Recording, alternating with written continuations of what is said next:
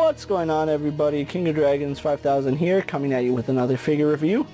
Today we'll be having a look at the McFarlane Toys DC Multiverse Red Hood from Gotham Knights, the upcoming video game. And so here we have the Gotham Knights Red Hood posed and out of the packaging. Before we take a look at the figure, let's actually run through his accessories really fast. Red Hood does come with two sets of hands. We do get a right grip hand, as well as a left fist hand. And then we get a pair of pistol gesturing hands. Unfortunately, he doesn't come with any guns. And then we get the McFarlane display stand. Unfortunately, with Warner Brothers' ban on guns, Red Hood here doesn't get any guns. Instead, you have to use his little pistol gesturing hands, which it's not the same, trust me. So, with that out of the way, guys, let's actually move on to his details.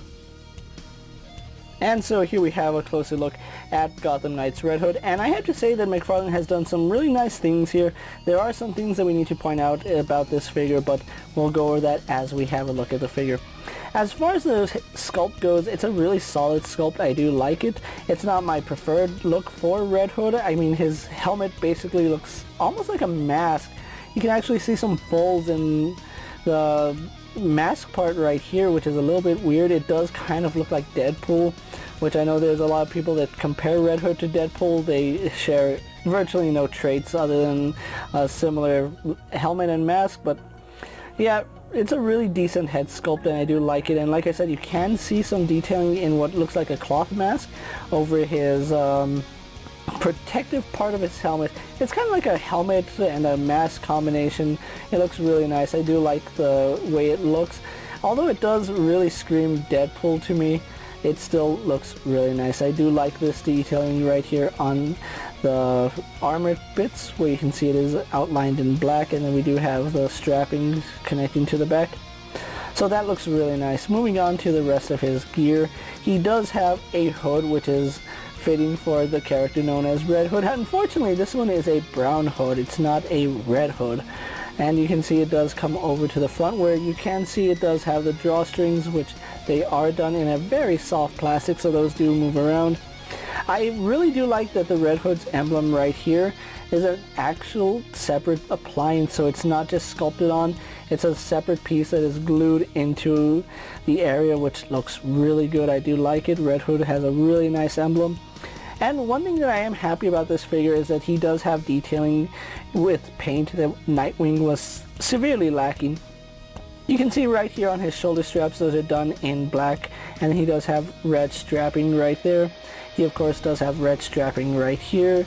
So obviously this part of his costume is armored. As you can see, the strapping does go very nicely. And now unfortunately, it doesn't continue the paint right here. Now it does look like it does go into the vest right here, which that's what I'm guessing it does, because even on this side it does look like it's like a encased strap right here, where we can still see the exposed parts right there. Really nice detailing on the back, and even right here on his vest you can see they did a really good job. There's a zipper right here that goes up, and it does look like it opens up right here, so that's very different, I will say that.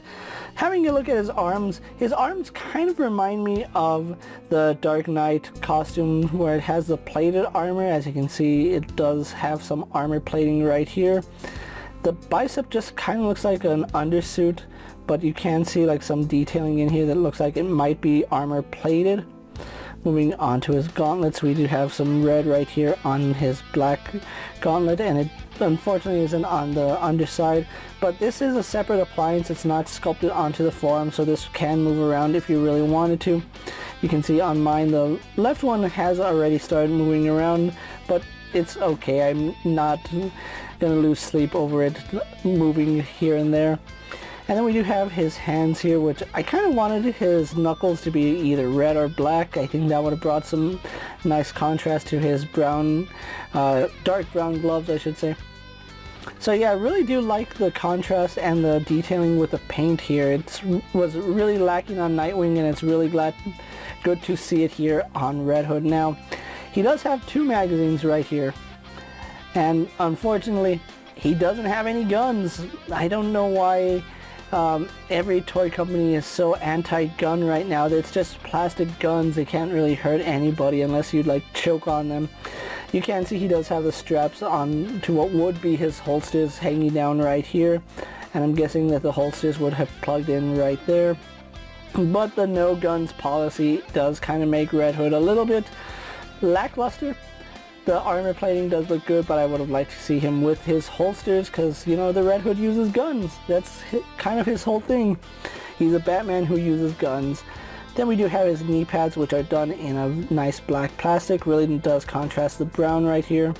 Going on to his boots. Now this is one issue I do have about the figure. His legs are warped out of the packaging. Now I will try to fix that after the review, but this is straight out of the packaging. You can see that this leg is curving in, and this one also has a slight inwards curve. It's not as severe as this one, but yeah, it is unfortunate when the figure has drastic warping like this.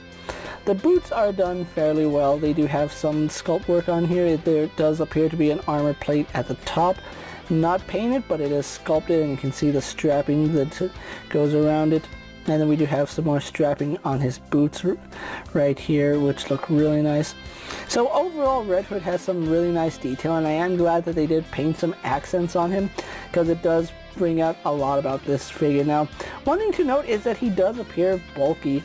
It does appear like this Red Hood is probably going to be a tank character where he doesn't move as fast as the other ones, but he's strong and he does more damage. I don't know. Like I said, I'm trying not to spoil anything about the game until it comes out, so Red Hood here is looking really nice. So with that out of the way, guys, let's actually get him compared to other figures you may have in your collection. Here we have Red Hood posed next to a Marvel Legends Cyclops and a DC Multiverse Superman. Here we have Red Hood posed next to a WWE Elite Scale figure and a Mezco 1/12 Collective Popeye the Sailor Man. Here we have Red Hood posed next to a Lightning Collection White Ranger and a Star Wars Black Series Mandalorian. And finally, here we do have the Gotham Knights Red Hood posed next to the New 52 Red Hood. So with the comparisons out of the way, let's actually run through Red Hood's articulation. Now, Red Hood does have a double ball joint in the head, so he can look up to about right there. He can look down to about right there. Doesn't really look down all too much, but he does have some really nice head tilt. Head does turn left and right as you would expect, although it is a little bit hindered by his hood right here. They could have laid this a little flatter so that his head would get more articulation out of that, but unfortunately it doesn't. Ball socket going into the shoulder, so that does pivot forward and back. Up and down works really nice, goes all the way around. Goes out to the side to about right there. Now I have noticed his arms are incredibly easy to pop out. Now when I got him out of the packaging, his shoulders were incredibly stiff, and when I tried popping them or just moving them like this, they did pop out of socket. They do still work, function normally, but that is something to be aware of, that your shoulders might be stuck. They do rotate really nicely at the bicep. We have a double bend here at the elbow going past 90 degrees, although it is a little bit ugly when you have both joints bent, so just keep that in mind. It does have a ball hinge here at the wrist, so we do have up and down movement. We can rotate that to have in and out movement, and his hands do seem a little bit small. As far as his articulation goes in the torso, very limited. It only goes back about that far. Goes forward, doesn't really go forward. It does rotate really nicely, but side to side, very little. Then we have another rotation right here at the waist. I think it's a ball joint here at the waist, but yeah, it doesn't really go side to side too well. No forward, it goes back slightly, so yeah, really limited articulation here on Red Hood, especially here in the torso. Legs do go out to the side to about right there. They do kick forward to about right there. Now unfortunately they do have a tendency to kick off to the side, and with no thigh swivel, unfortunately can strain out his leg. And yeah, there is virtually no thigh swivel here on Red Hood. We do have a double bend here at the knee, going to about that far. Then we do have a ball hinge here at the ankle, so that does pivot forward and back. It does rotate. We can use his forward-facing pin for rocker ankle, or we can rotate the ball joint to give him a true rocker ankle. And then finally, he does have a very generous toe hinge. So overall, Very limited articulation here on Red Hood. I was expecting a lot more, but like I said, he does appear to be a kind of bulky tank-like character just based on this figure, and maybe that's how he plays in the video game. I don't know. We're gonna have to see when Arkham Knights comes out, or when Gotham Knights comes out. So with that out of the way, guys, let's actually get him compared or posed for my final thoughts, and then we'll wrap up this review. And so here we have the McFarlane Toys Gotham Knights Red Hood pose for my final thoughts, and overall the sculpt on this figure is very nice. I do like the detailing that McFarlane was able to put onto this figure, and I do like the fact that he does have better paint applications than Nightwing. Now, one thing I do have to mention is the incredible lack of firearms for this figure.